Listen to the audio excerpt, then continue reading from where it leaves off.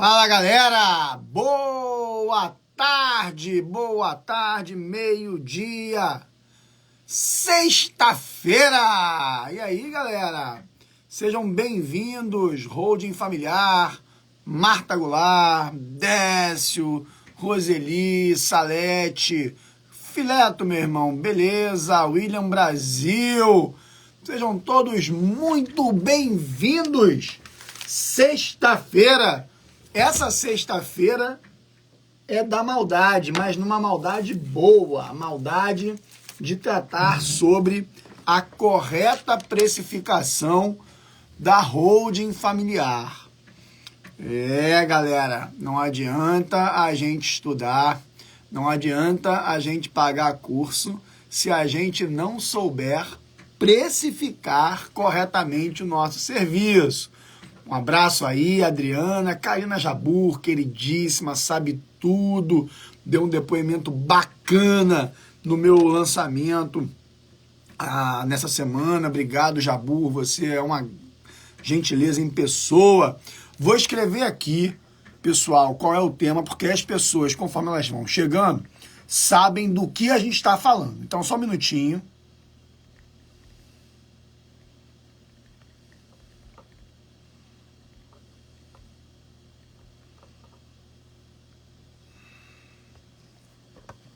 Grande Décio, Ana Carolina Tedoldi, sextou, Tedoldi, sextou.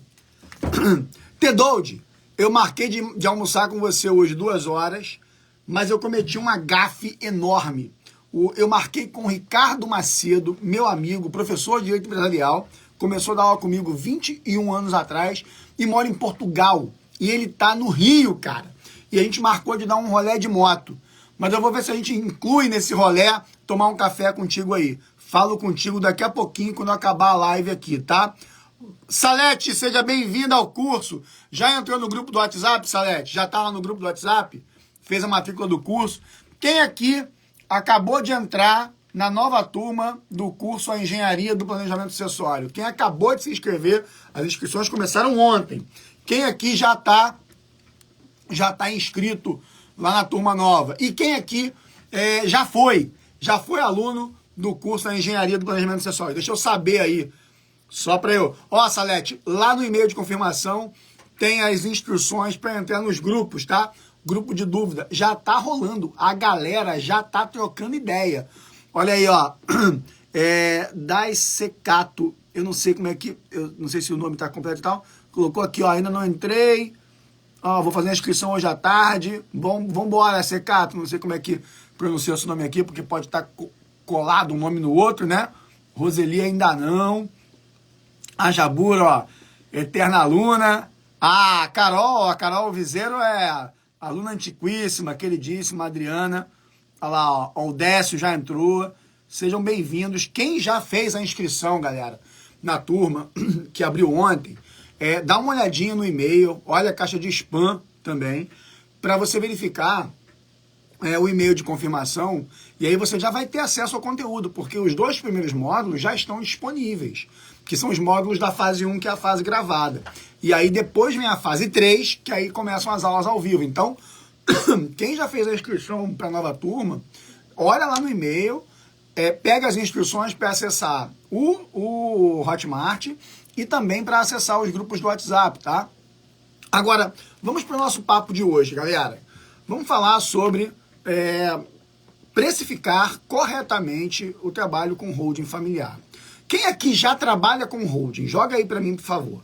E aí aproveita, quando eu responder essa pergunta, quem já trabalha com holding, me diga aí como tem precificado os seus trabalhos com holding. Num valor fixo, num valor percentual, mais, menos... Me dá uma visão aí do que vocês estão fazendo em matéria de precificação com o trabalho de holding. E enquanto vocês respondem isso que eu perguntei, vou até pegar uma canetinha aqui para anotar. Ó, o Rafael já trabalha com holding. Ó, a Lívia. Vai me dizendo aí, como é que vocês têm precificado o trabalho? Eu quero ouvir de vocês aí. Enquanto isso, eu vou fazendo aqui as anotações. Ó, a Lívia e o Rafael me disseram que sim. Lívia, Rafael. Tedold eu sei que sim. Tedold. Eu sou danado para falar errado o nome dela. Ó. Olha lá, ó. A Salete colocou, ó, de acordo com o número de bens e valores. O Daniel, ó, percentual sobre o valor de mercado dos bens. Muito bom. Muito bom. Ó, a Adriana colocou, ainda não, mas já tem um futuro cliente. Então, Adriana, essa live é para você, minha filha. Que é para falar sobre isso. Ó. O Décio, ó, sobre o valor de patrimônio. A Fátima gosta de estabelecer ali um valor em torno de 50k, 50 mil. Né? O Juliano, o preço fixo também. E tal. A Lívia, benefício econômico, 15%. Então, eu tô vendo aqui o seguinte, percentual, tem gente falando aí, tá? Tem gente falando em valor fixo, tem gente falando em percentual sobre o benefício econômico. Muito bom. Vamos discutir aí esses pontos. Sobre patrimônio. Deixa eu ver aqui. Ó, a Adriana não vai ver hoje como falar sobre isso. Jabura, eu sei, eu já te conheço, né? Ó, não menos de 100, maravilha. Percentual, a Carol, percentual do patrimônio, depende do objetivo do cliente, né? Maravilha. O Rafael faz um bem bolado, benefício, capacidade de pagamento, trabalho que vai dar de acordo com a situação. Muito bom. Beleza, cara, vamos lá. Deixa eu dividir com vocês aqui uma coisa. Em primeiro lugar, pessoal, não há tempo de vida que resolva o problema definitivamente da maturidade para a precificação, tá?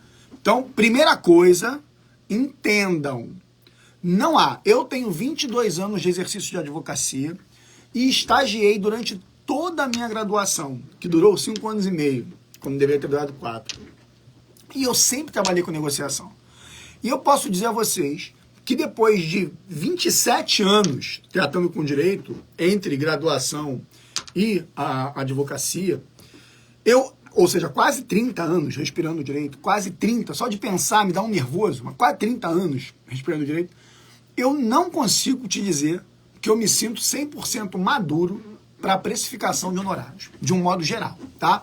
Para vocês terem uma ideia, antes de entrar aqui agora, nessa live, eu estava em reunião com a minha equipe de societário, porque a gente fechou uma reestruturação societária de uma empresa familiar no Espírito Santo, e não é exatamente um planejamento sucessório, é uma reestruturação societária, e a gente especificou, eu acho que foi em torno de 180 mil para fazer a reestruturação, e de repente os caras mandaram a lista de bens, não é que a gente vai ter que gerir esses bens, tá? Mas que a gente vai ter que identificar o que esses bens vão, para onde eles vão na estrutura. E a gente olhou e a gente descobriu que são mais de 700 imóveis. É uma construtora, tá, pessoal? É uma construtora. São mais de 700 imóveis.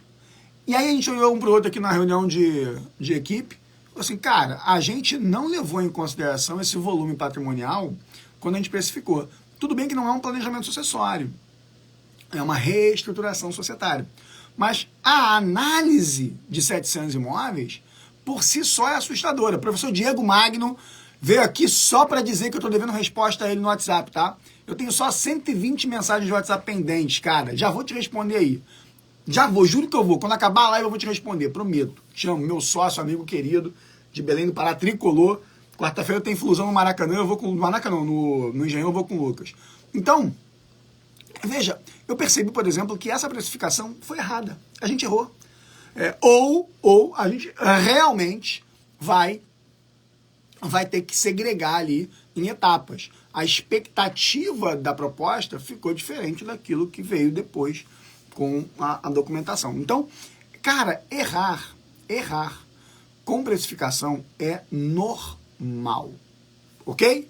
Primeira coisa, errar com precificação é normal. Temos que ter essa tranquilidade na alma. Segunda coisa, prestem atenção no que eu vou dizer. Nós não podemos cometer determinados erros no planejamento sucessório. Aliás, não podemos cometer determinados erros na precificação de honorários at all. Não precisa ser só para planejamento, não. Vale para tudo. E o primeiro erro que a gente não pode cometer em matéria de precificação é sofrer da síndrome do impostor. Eu fiz uma live inteira sobre isso, então eu não vou aqui dedicar essa live a isso. Eu vou falar de pontos de atenção para a precificação.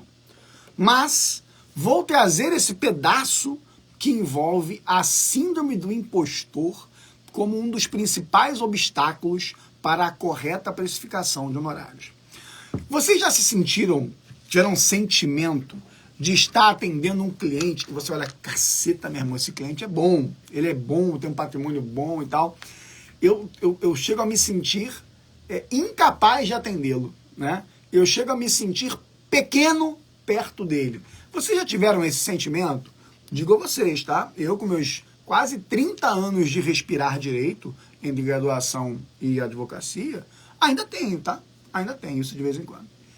Quando você sofre isso, tudo se abala.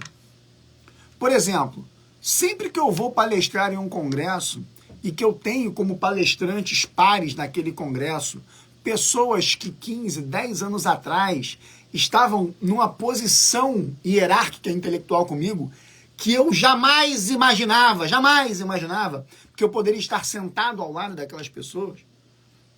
Por exemplo, mês passado, que eu estava no Instituto Federal, aliás, cheguei hoje em Brasília também, mas mês passado em Brasília, num congresso de empresarial, palestrando na mesma bancada com o professor Sérgio Campinho, que caramba, livro que eu lia lá atrás, no começo da minha vida acadêmica, né? Palestrando com o professor Manuel Justino, que quando eu tive o prazer de entregar meu livro de título de crédito na mão dele, após palestrarmos na mesma bancada, eu chorei. Falei, cara, que loucura, cara. Olha onde eu tô. Olha onde eu tô. E isso acontece com o cliente. A gente, às vezes, se apequena para o cliente. A gente, às vezes, sente que aquele cliente é too much pra gente. É tipo eu com a Daniele, sabe? É o meu sentimento. Pô, essa mulher é demais pra mim, meu irmão. É mulherão demais pra mim. Eu tenho síndrome do impostor com a Daniele. Cara, isso acontece com qualquer um de nós. Comigo também.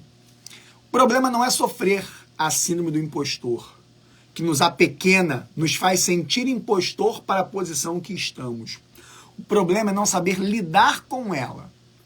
Então a primeira coisa que você tem que entender é que se você está sentado com alguém que lhe parece grande, é porque você pode estar sentado com aquele alguém. Professor André Roberto de Souza Machado, meu digníssimo sócio, fundador do SMGA comigo, que no mês passado completou 18 anos de existência, meu irmão, de advocacia societária. André Roberto, seja bem-vindo, cara. Então, se você está sentado do lado daquela pessoa, é porque você pode estar lá. Então, se me colocaram sentado numa bancada com o professor Fábio Lhó Coelho, para palestrar com ele, é porque eu posso estar lá. Se me colocaram sentado para palestrar do lado do Sérgio Campinho, é porque eu posso estar lá. E se eu estou sentado com um cliente gigantesco, é porque eu posso estar lá. E isso é o primeiro embate contra a síndrome do impostor. É perceber que se você está, é porque você pode estar.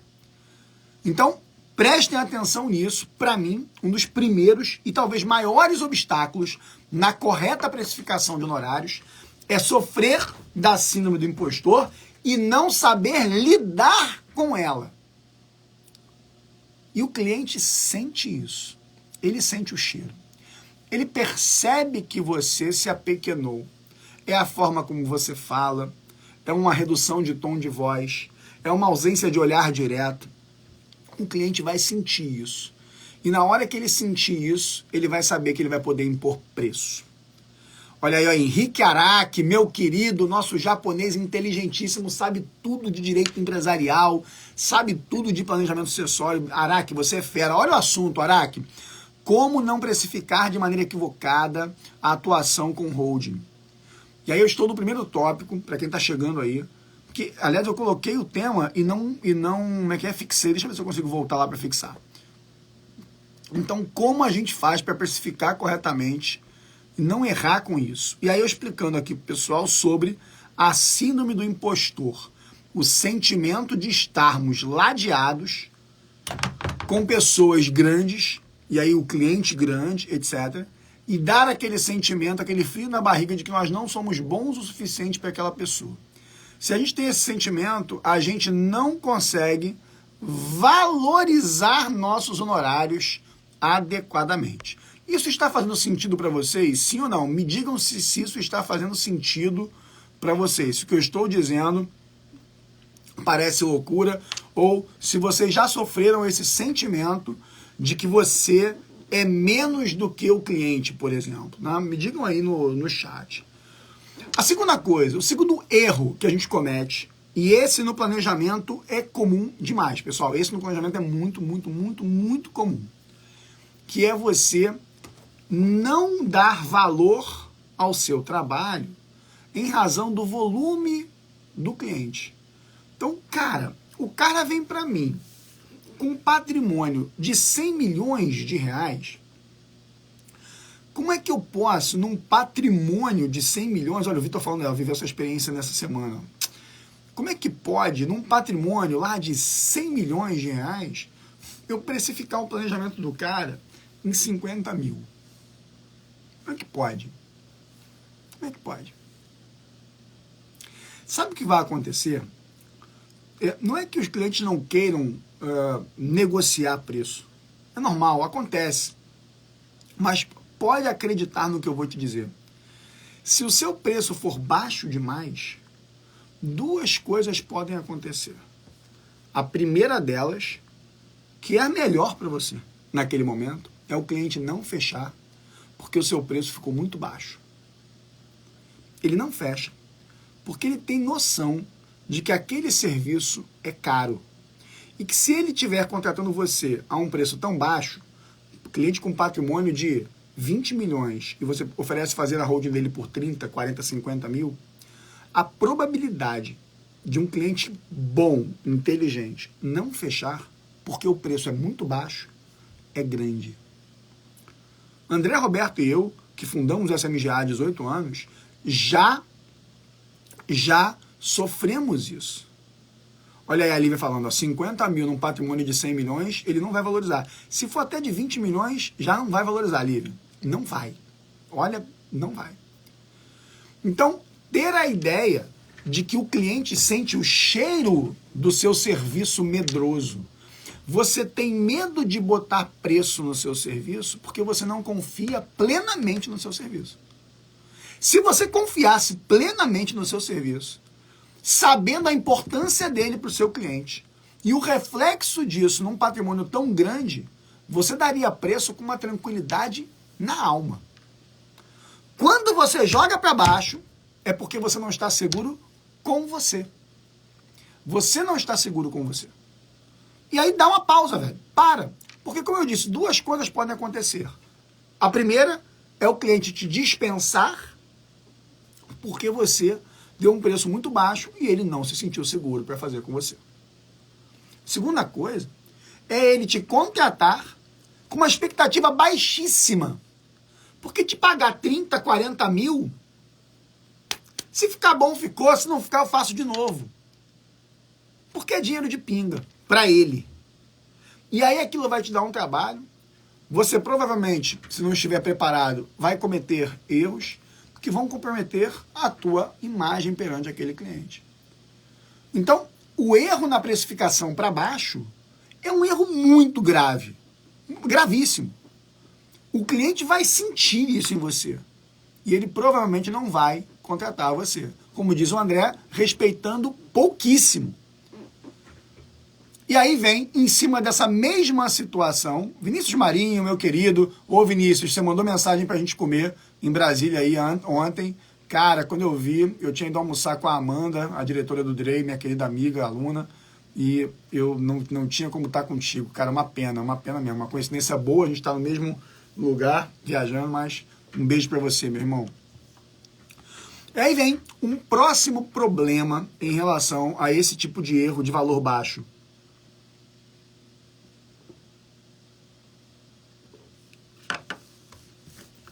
Ele não cobre o seu risco. Vocês entendem que o exercício da advocacia é repleto de riscos? Ontem, por exemplo, numa sustentação oral no STF, sem entrar em qualquer mérito do assunto envolvido, em qualquer mérito, não quero entrar em nenhum mérito, meu irmão, de quem é político, de quem é não sei o que, quem defendeu quem, não importa. Mas o advogado teve lá uma participação que foi, segundo se diz, não foi das melhores. Não foi das melhores. Foi defender lá o cliente, levou uma certa ideia traçada para aquela sustentação. E cometeu um deslize em relação a uma expressão atribuída a um determinado livro, e que não é nem de um livro, nem de outro, né, dos autores ali, dos príncipes, seja o de Maquiavel, seja o Pequeno Príncipe. Vocês têm noção do dano à imagem que aquele evento causou àquele profissional? O dano à imagem dele. Mas foi ele mesmo. Não importa. Todos nós estamos suscetíveis de erro. Todos nós. Absolutamente todos nós. Agora, o quanto aquele cara ganhou para estar ali, para assumir aquele nível de risco que ele assumiu. Porque para compensar o nível de risco que a gente já sabia que seria assumido para esses eventos que estão sendo julgados, a coisa está muito quente, a coisa está muito midiática. De novo, não estou entrando no mérito do assunto não, hein? Tem o menor interesse de entrar no mérito, não me interessa a porra de jeito nenhum. Mas entenda, o cara botou o carão lá, meu irmão, para encarar os ministros numa situação que tá inflamada. Cara, ele tem que ganhar muito para aquilo. É a mesma coisa quando você cuida do patrimônio do seu cliente. É a mesma coisa quando você cuida de um processo importante do seu cliente. Se você atua no contencioso, por exemplo, não é o mote principal da nossa live, é sobre holding, mas se você atua com um contencioso, por exemplo, cara, todos nós estamos suscetíveis de uma perda de prazo. Aí você perde um prazo num processo milionário, o risco assumido é enorme. Enorme. André Roberto, meu sócio, está aí, sabe tudo de matriz de risco, analisa isso na parte contratual como ninguém. Então, quando você precifica, parte do teu preço é seguro. Parte do teu preço é seguro. Não necessariamente, verdadeiramente um seguro de responsabilidade. O que também é bom, tá? O que também é bom. Lá no SMGA, por exemplo, nós temos seguro de responsabilidade. Se houver o cometimento de um equívoco, de um erro, a gente vai acionar a seguradora. Agora, quem não tem contratação de seguro, ou mesmo que tendo, o preço acompanha o risco. E o risco acompanha o patrimônio. Precificar planejamento sucessório, criação de holding, com base em um determinado valor fixo, é um dos maiores erros estratégicos em matéria de gestão de risco que um profissional pode fazer. Porque quando você vai fazer a gestão de risco da sua relação contratual com o cliente, o risco assumido é do tamanho do patrimônio dele. Os erros cometidos, eventualmente, ou interpretados como erros, pessoal, porque a gente está no campo do tributário. Os erros praticados ou interpretados como erros, eles serão penalizáveis no tamanho do patrimônio envolvido. Se você precificou em valor fixo, eu sinto muito. Mas provavelmente, dependendo da situação, em um erro, você vai consumir tudo que você acumulou ao longo dos anos. Você precisa precificar de acordo com o tamanho do risco que você assume, que é proporcional ao tamanho do patrimônio do seu cliente. Vocês entenderam isso que eu estou dizendo? Vocês estão entendendo isso? Essa lógica é uma lógica técnica. Essa lógica não é uma lógica inventada. Essa lógica é uma lógica racional. Veja bem, eu já ouvi algumas pessoas dizendo o seguinte: não é justo você cobrar valores diferentes para fazer a holding do cliente de acordo com o patrimônio dele, porque o serviço é igual. Posso afirmar a vocês, eu já fiz holding facílima, mas fácil num nível absurdo, e cobrei horrores de honorários. Durante as aulas que eu dei essa semana, para o lançamento do meu curso, eu comentei na primeira aula que em 2015 eu fechei uma holding de 600 mil e com ela eu quitei o financiamento da casa que eu havia comprado 3 anos antes. Eu comprei uma casa financiada para pagar em 35 anos, e no terceiro ano de financiamento eu fechei um contrato para fazer uma holding e eu cobrei do cara 600 mil. Quem quiser, eu tenho o contrato para mostrar, claro, não identificando o cliente. Talvez tenha sido a holding mais fácil que eu já fiz na minha vida. o cara só tinha ações em bolsa. Talvez tenha sido a hold mais fácil que eu já fiz na minha vida. Agora, eu assumi um risco envolvendo um patrimônio de 36 milhões de reais. Seja lá o que eu tenha feito, qualquer erro que tivesse sido cometido, Rafael, o meu risco estava em cima de um patrimônio de 36 milhões de reais. Significa dizer que eu tinha que cobrar na proporção do risco assumido, que está na proporção do patrimônio do cliente. Pouco me importa se aquilo vai me dar trabalho pra caramba ou não, porque nós não precificamos serviço apenas com o trabalho. O cara que instala vidro precifica de acordo com o risco de quebrar o vidro. O cara que tira vidro, bota vidro, a gente foi desmontar um escritório uma vez no centro para tirar uns blindex que eram de espessura enorme, porque é para sala, como é que é? Acústica, né? Sala de reunião acústica e tal. Os caras, uns disseram não faço, outros cobraram um valor que era quase o preço do vidro. Sabe por quê? Não é porque vai dar trabalho pra caceta o cara pegar, tirar o vidro, botar num caminhão e levar para outro lugar. Não é isso. É porque se quebrar o vidro, o risco que ele assume é o valor do vidro. Então para com essa merda de dizer que você não deve cobrar honorários do cliente em holding de acordo com o valor do patrimônio, porque supostamente fazer holding é a mesma coisa. Há uma porque não é a mesma coisa. Mas ainda que fosse. Não é isso que determina o preço. O risco é um dos fatores mais relevantes na formação de preço de honorários. Nunca se esqueçam disso. Sabe por quê?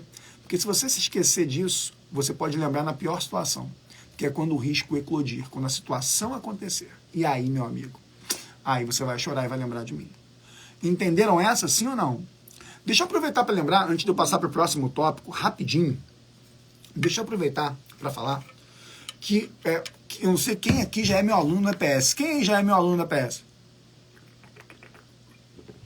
Olha aí, ó. Olha o exemplo do vidro, né, cara? E é real, tá? O meu sócio André tá aqui, gente. Isso foi vivido recentemente. Quem aqui já é meu aluno da EPS? Dá um alô aí para quem já é aluno, quem já tá fazendo turma anterior. Dá opinião aí. Quem não é aluno da EPS, só para lembrar, tá? Abriu a turma nova, a turma 2023-4, ontem. Foi aberta ontem a turma do 2023-4, tá? Essa turma é a turma onde eu empilhei mais vantagens. Já vou voltar para o assunto da live rapidinho, só para avisar isso, pessoal, tá? Porque nessa turma, eu coloquei, a Ivana se matriculou, seja bem-vinda, Ivana. Eu coloquei as maiores vantagens que eu já fiz nessa vida do lançamento digital para o planejamento sucessório, tá, pessoal? Primeiro, porque eu estou oferecendo um bônus muito especial para os 100 primeiros alunos que vão participar de 2 encontros do grupo que eu tenho, que é um Mastermind em Planejamento Sucessório, chamado Globo da Morte. Só para vocês terem ideia, olha aí, ó, que maravilha aí, gente, obrigado aí pelo carinho. Só para vocês terem uma ideia, os membros que estão nesse Mastermind, eu selecionei determinados membros do Mastermind, estão pagando 55 mil para estar nesse Mastermind. E os 100 primeiros alunos, vão entrar como participantes, que eu chamo de garupa, porque o grupo se chama Globo da Morte, vão entrar como garupa nesse encontro, em 2 encontros nossos. Vão ver a gente respirando, discutindo, debatendo. Tá? É muito legal, assim. Então, os 100 primeiros, hoje a gente deve estar com uns 60 inscritos, eu acredito. Então, ainda tem ali mais ou menos umas 40 vagas para esses 100 primeiros. E não é por sorteio, tá, pessoal? Já está incluído. Além disso, os 100 primeiros que se inscreverem e quiserem pegar o sistema da Finvit, que é um sistema que faz toda a gestão de informação para holding, tá? Você vai ter, eu vou pagar 30% de 1 ano do sistema para você. Então o sistema custa lá R$170 por mês, eu acho, e eu vou pagar 30%. Eu vou pagar isso, tá? Por que eu vou pagar? Porque a empresa me rebate 30%, mas eu não vou receber. Então você vai pagar 30% a menos se você quiser ficar mantendo esse sistema. E você vai poder aproveitar para testar esse sistema, e aí todo mundo vai, não é só para os 100 primeiros, para testar o sistema durante um mês de outubro, tá? Então, bem legal. Thaís aí, ó. A Thaís mandando, ó, Thaís Miranda. Sou suspeito, a minha aluna já há um pouquinho de tempo, né? Mais de 10 anos, né?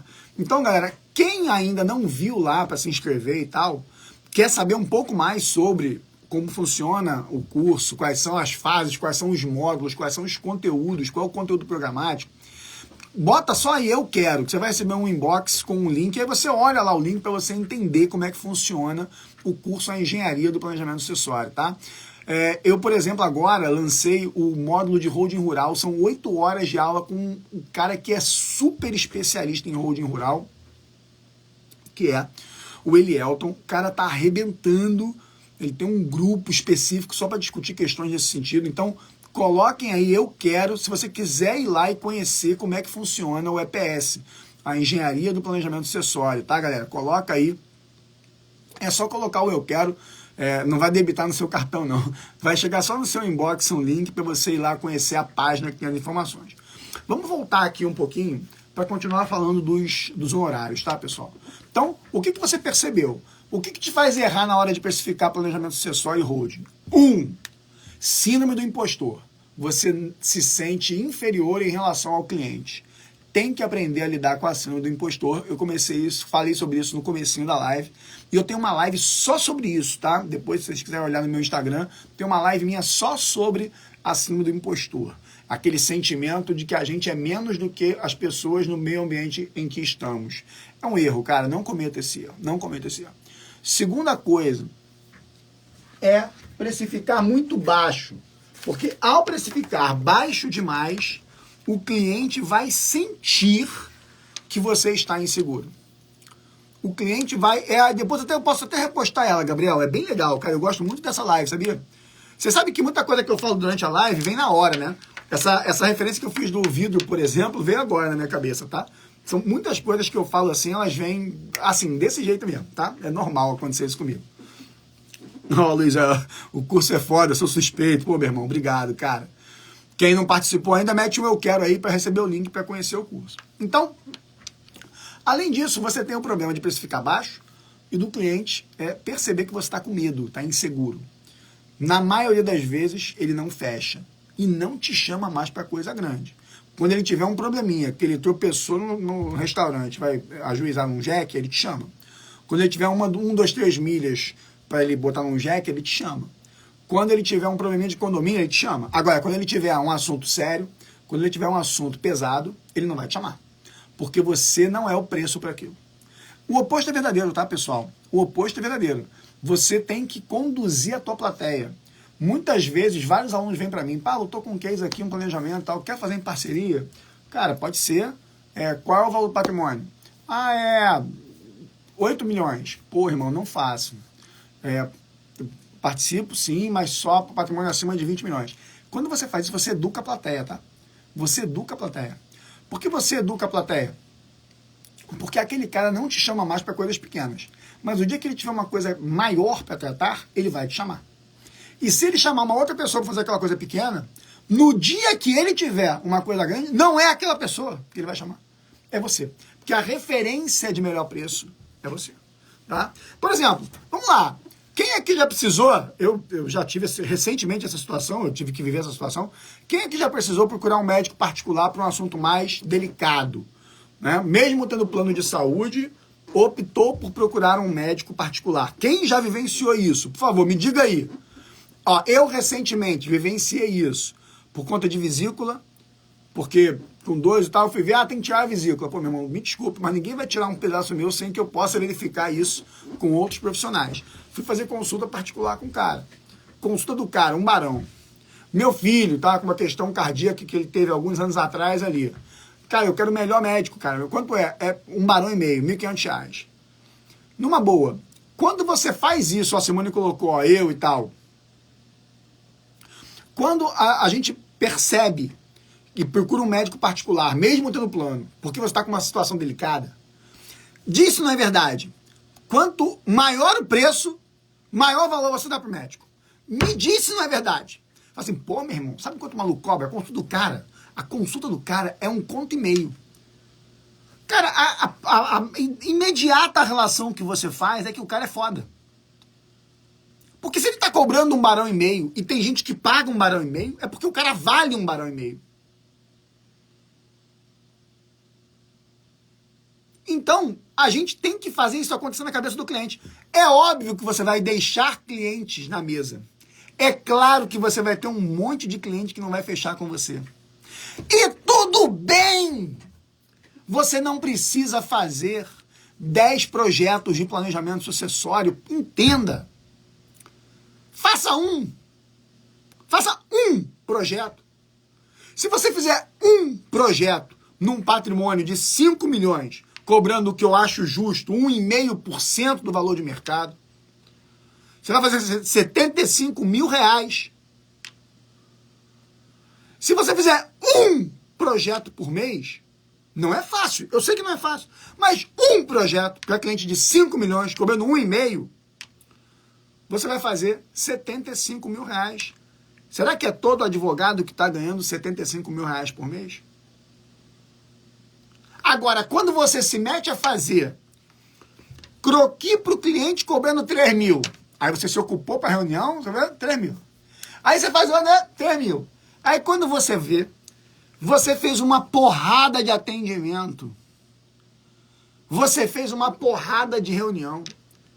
Você fez uma porrada de croquis. E ganhou, no muito, 30 mil.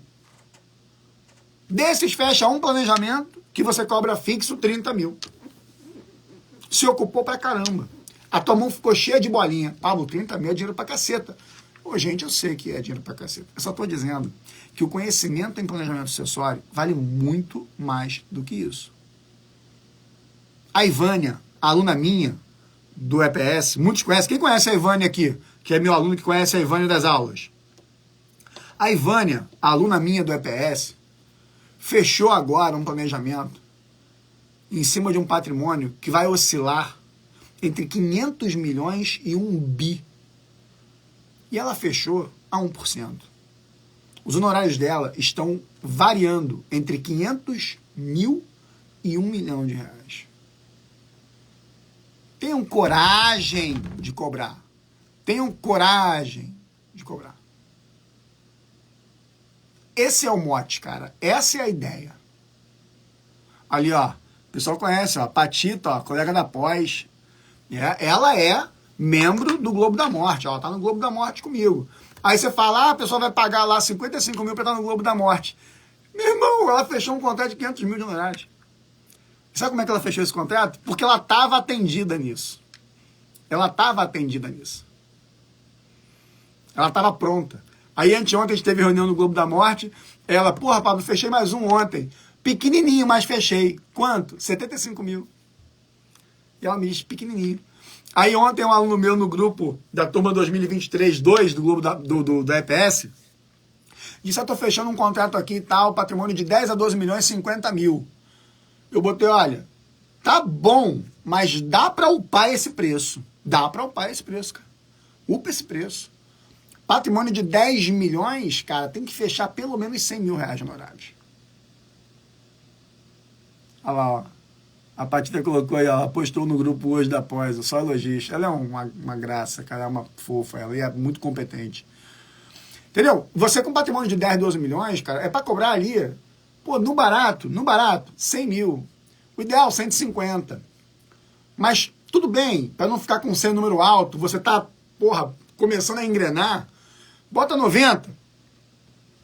Não foi ruim o aluno fechar por 50, não foi, ele foi elogiado, eu elogiei o aluno. Se ele fecha 30, eu ia ficar meio chateado.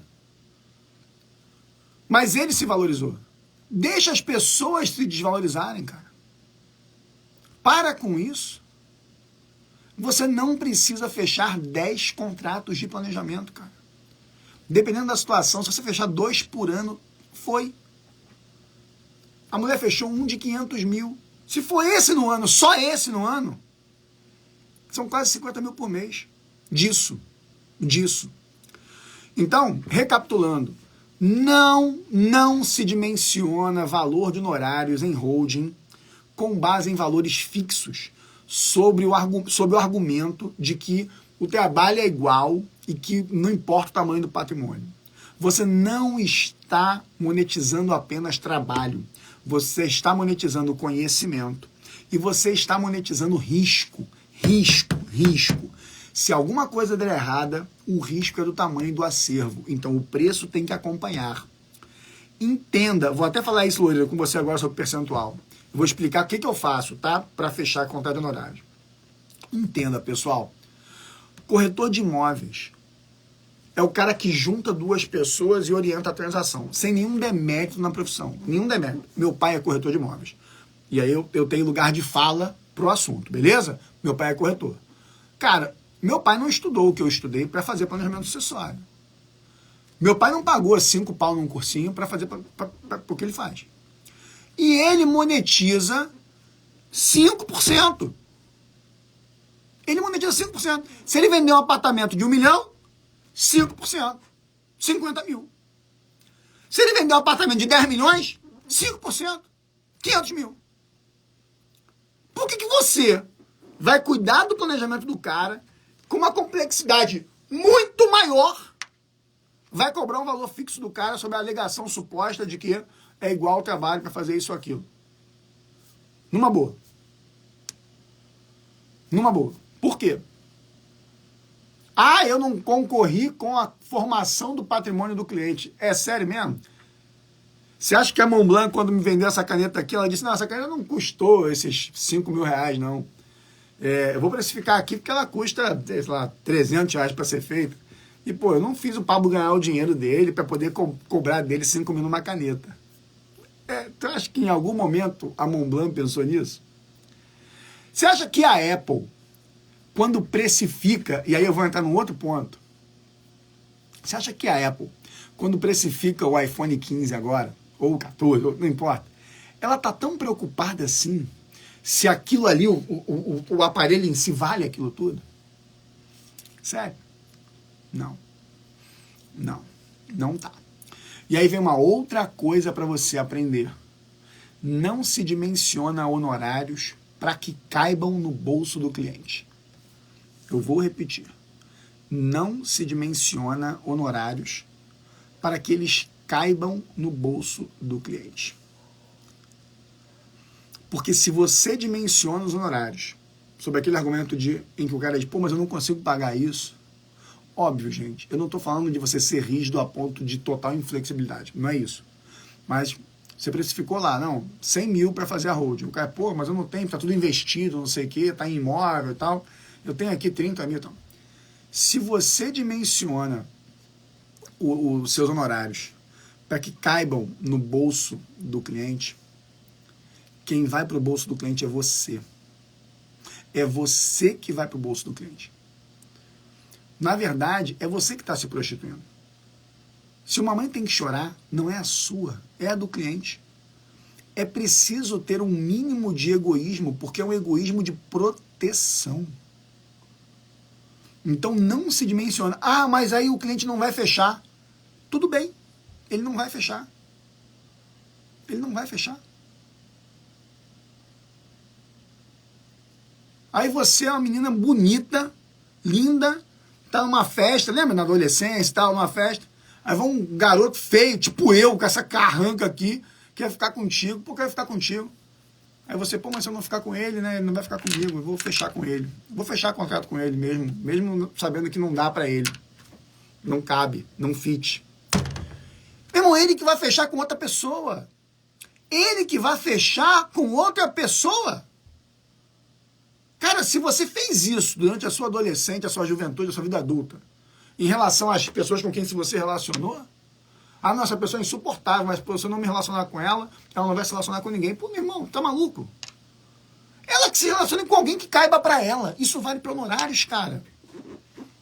Não, eu só tenho condições de comprar um carro popular. Aí você chega dentro da Jaguar e diz, pô, vim comprar um Jaguar, mas eu não tenho condições de pagar, eu só tenho condições de comprar um carro popular. Ah, não, então eu vou aqui adequar o valor do Jaguar a você. Você já viu isso acontecer? Porra! Por que tem que acontecer com seus honorários? Por que você tem que fazer isso com seus honorários? Se o cliente não pode te pagar, ele não é para você. Ponto final. Se ele não pode te pagar, é porque você é demais para ele. Porque você é um Jaguar e ele hoje pode pagar um carro popular. Não há demérito nisso. Não é um problema isso. Apenas percebam que as pessoas não adequam preço para a realidade do outro. Isso não existe em lugar nenhum. Isso não existe no médico, que não adequa preço.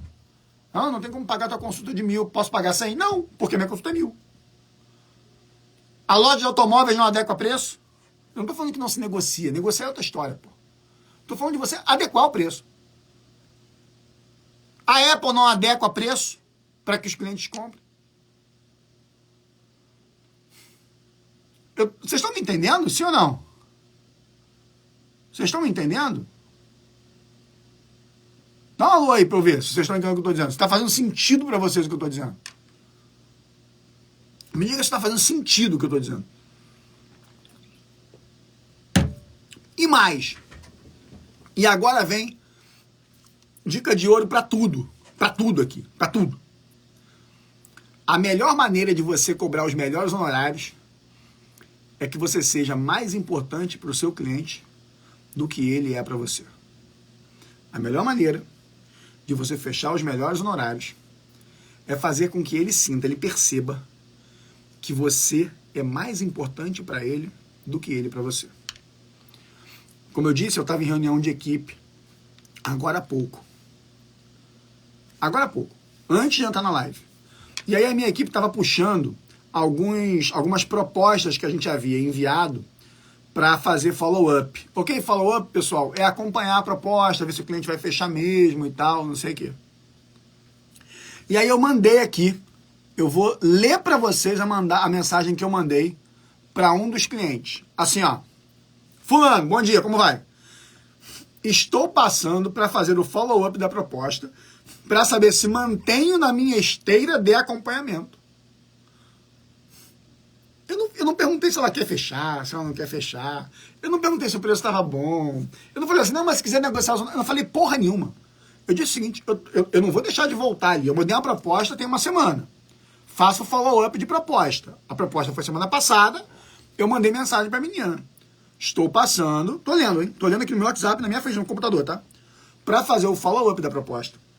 Para saber se mantenho na minha esteira de acompanhamento.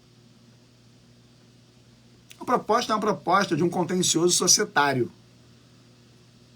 Os honorários iniciais de prolabore são 550 mil. Você acha que eu não quero fechar um contrato de honorários iniciais de prolabore para um contencioso societário de 550 mil?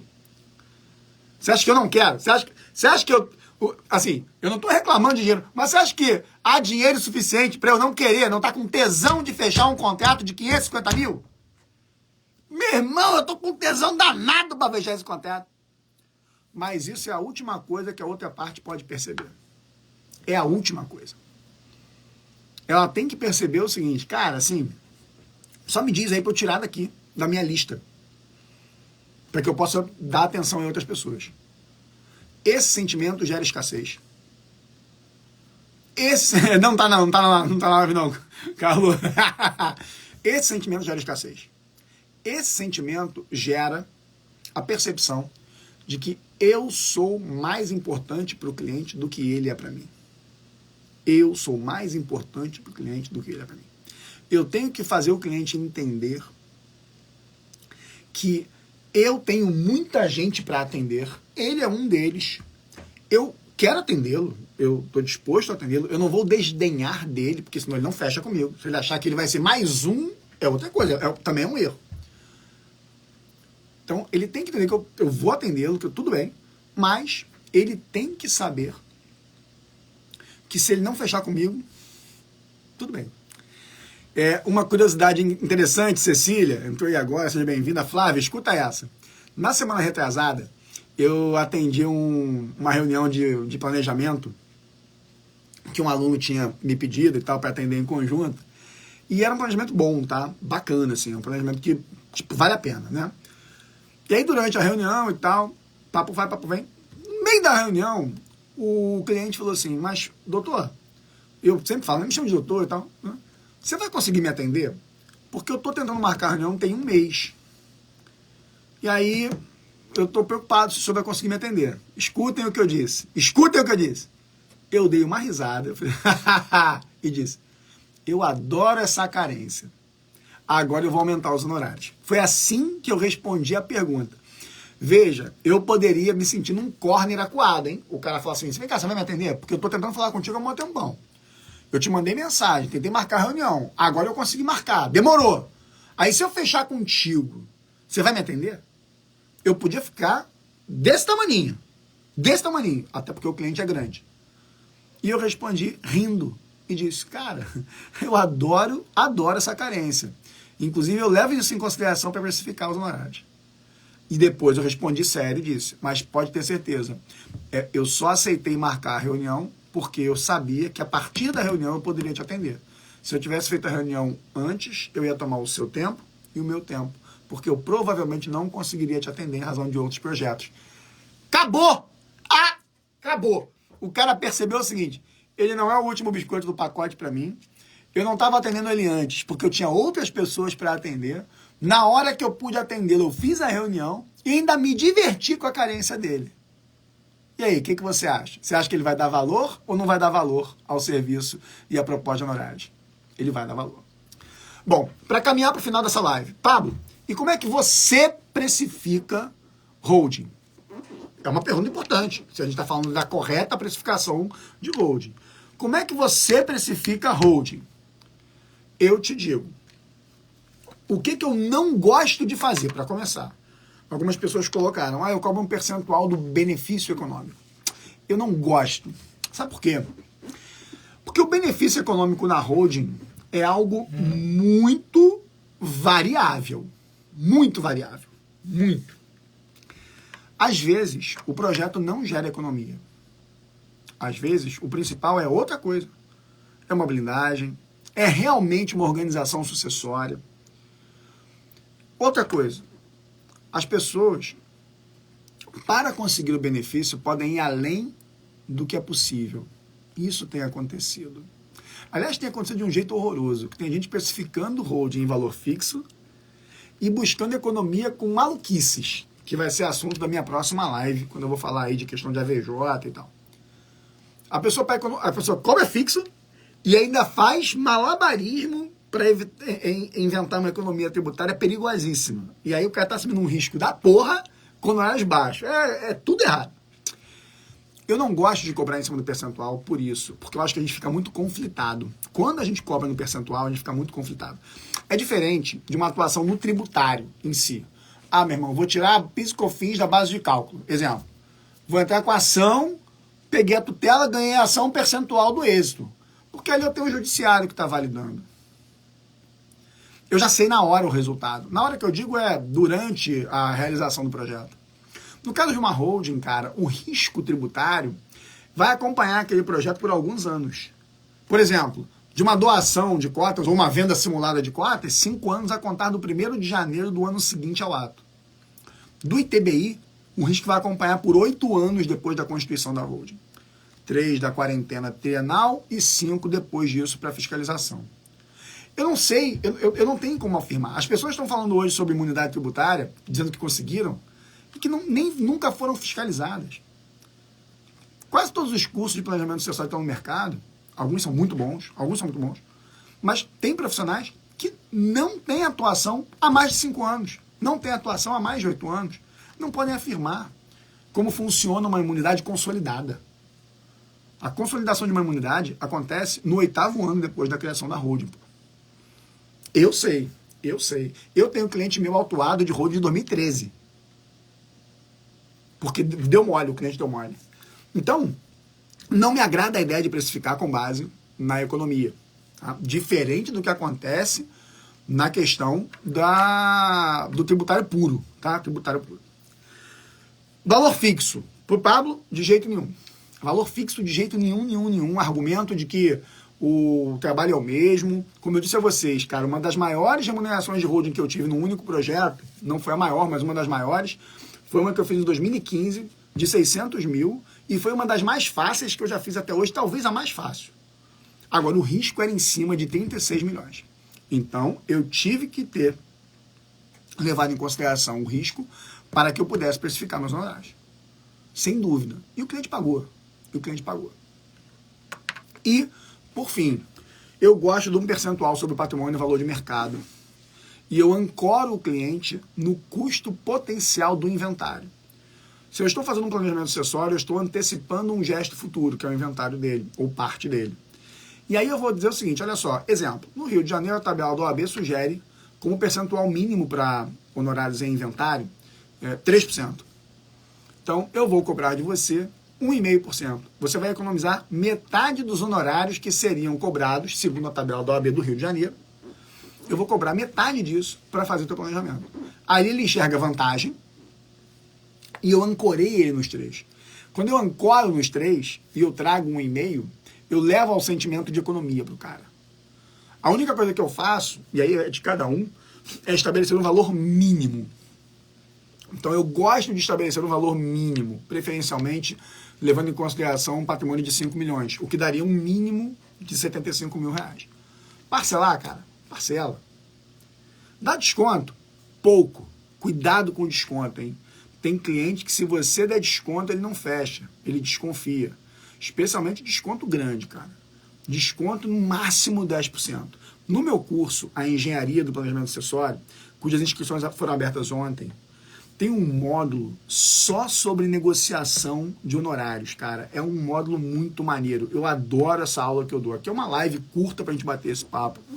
Mas lá eu vou trazendo ponto a ponto as objeções do fechamento. Quando o cliente cria tal objeção, como é que você contorna aquela objeção.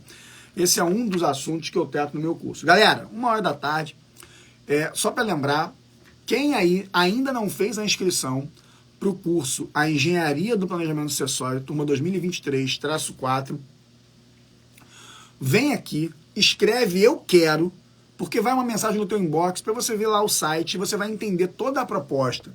Tá? A Flávia falou assim, o curso vai ensinar tudo isso? Vai muito mais, Flávia, muito mais.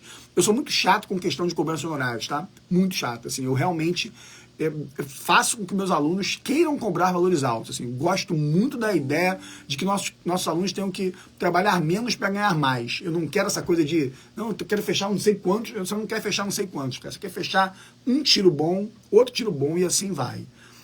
A Lívia falou, patrimônio de 1 milhão. Se o patrimônio é de 1 milhão, Lívia, não é holding. Ponto. Acabou. Primeira coisa, não é holding. Seja lá o que for, meu irmão. Dificilmente alguém vai me convencer que o patrimônio de 1 milhão seja holding. Provavelmente é uma doação direta ou um nada absoluto, ou um testamento, dependendo das vontades. Eu falei muito sobre isso nesses 3 dias das aulas do lançamento, e as aulas estão disponíveis também lá no YouTube, né? Se você botar lá Pablo Arruda, próximo nível da holding, você vai ver lá, tá? Então, assim, nesse caso, patrimônio de 1 milhão, o que você vai ter ali, na verdade, é ou acompanhar um testamento, ou fazer uma doação direta, e aí pode ser menor valor, menor trabalho mesmo, menor risco, certo? A Flávia colocou, quem assistiu às suas lives dessa semana não tem como não querer fazer o curso. Cara, que legal, bom ouvir isso, cara, porque o objetivo é esse mesmo, o objetivo dessas aulas que a gente faz gratuitas, isso vale para todo mundo que vende na internet, cara, é fazer ser visto, né? Falar assim, cara, você não me conhecia, de repente você ouviu falar mal de mim. Quem aí já não ouviu falar mal de mim? Queria até ouvir isso, cara. Pô, o Pablo é um maluco, o cara é não sei o quê, né? Muita gente, eu tava vendo isso nos comentários da live, das aulas dessa semana. Pô, eu tinha uma outra visão de você, assisti as aulas e, putz. Então, galera, dá uma olhada aí, clica no Eu Quero, ou vai no link da minha bio, tá bom? Lá no link da bio, tem o link de inscrição. Vem conhecer a Engenharia do Planejamento Acessório, cara, aprender de fato. Ó, a Laura Memória, já ouvi falar, tem um montão. Tem um montão. Eu adoro. É melhor surpreender do que decepcionar. É melhor surpreender do que decepcionar. É isso, pessoal, vamos embora. Agora sabe o que eu vou fazer? Vou treinar, meu irmão, malhar, que meu personal chegou aqui. E o planejamento acessório me permite uma coisa maravilhosa, gente, trabalhar de casa. De casa. Eu trabalho de casa, aqui é o meu estúdio, aqui é meu escritório. Eu tenho escritório lá, tenho equipe, tá? E malho em casa, faço tudo em casa, eu adoro. Maravilha, maravilha, maravilha. Galera, um beijão pra vocês aí, obrigado de verdade. Vejo vocês no curso A Engenharia do Planejamento Acessório. Repare, cara, o investimento do curso é 4.997, que a internet tem essas porra, né, de inventar número. É 4.997. Cara, eu esse mês peguei agora a última parcela de um planejamento que a gente fez de um cliente nosso. Foram 12 parcelas de 30 mil reais. Ele pagou essa semana, a última, a 12ª. E eu pensando, cara, a gente fechou um contratinho, 12 parcelas de 30 mil, e, cara, você pega, faz um curso, vai gastar lá 5 mil, investir 5 mil e resolveu tua vida, né, cara? Professor André Roberto, você tá aí ainda, que honra. Olha o André dizendo, ó, tô com saudade de você no escritório, ó. André, cara, meu sócio há 18 anos, sabe muito bem o que é isso. É ficar aqui, ó. Maravilha, galera, um beijo, um beijo, um beijo. Fui! Beijão pra vocês. André, meu irmão, te amo, cara. Valeu!